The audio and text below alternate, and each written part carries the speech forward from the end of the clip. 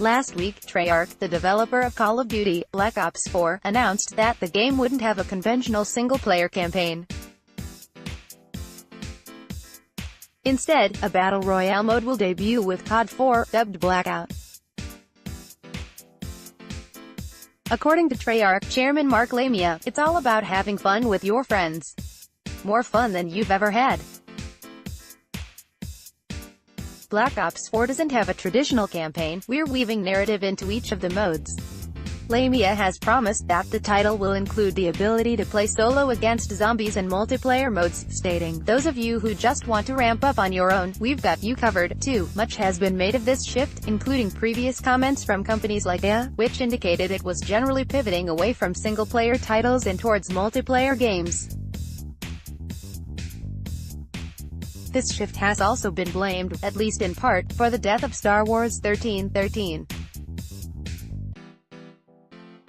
But data collected from the achievements of the various COD titles stretching back years suggests that the game developers are simply responding to what their player base actually wants. True Achievements took a look at how many players actually finished the single-player campaign in any Call of Duty game, from COD 2 to COD: World War II. The percentages reported below reflect the average story achievement rate within the game, not the number of people who actually beat the title. TA reports, for example, that just 22% of Call of Duty: World War II players completed the single-player campaign, with an average story achievement rate of 29%. Black Ops 3 doesn't have many achievements on normal difficulty, which is why its average story completion rate is so low.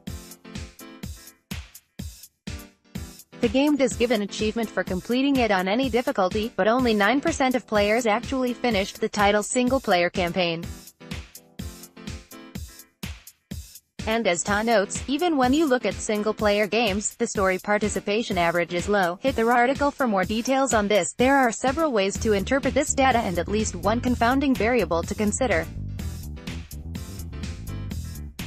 The straightforward interpretation is that players aren't engaging with single-player campaigns as often. The problem, however, is that we don't know how much the achievement structure varies between these titles or where they're clustered within the game. If a storyline packs in achievements towards the end of the title, for example, then players who quit before the end of the game will have a much lower achievement rate than they would if the achievements were evenly distributed. If the game has single-player achievements that require you to play at a higher difficulty level or that reward you for specific actions or playstyles, saving certain targets, remaining hidden, or completing objectives within a certain time limit, for example, then players may miss these while still playing the game through to completion.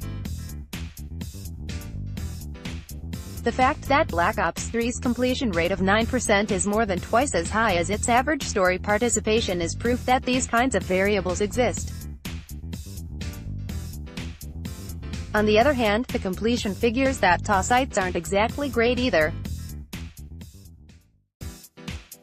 If just 9% of players finish Black Ops 3, it certainly doesn't imply that a lot of players are getting much use out of it. And this isn't just an issue with Black Ops or COD games, which, let's face it, aren't exactly known for narrative brilliance.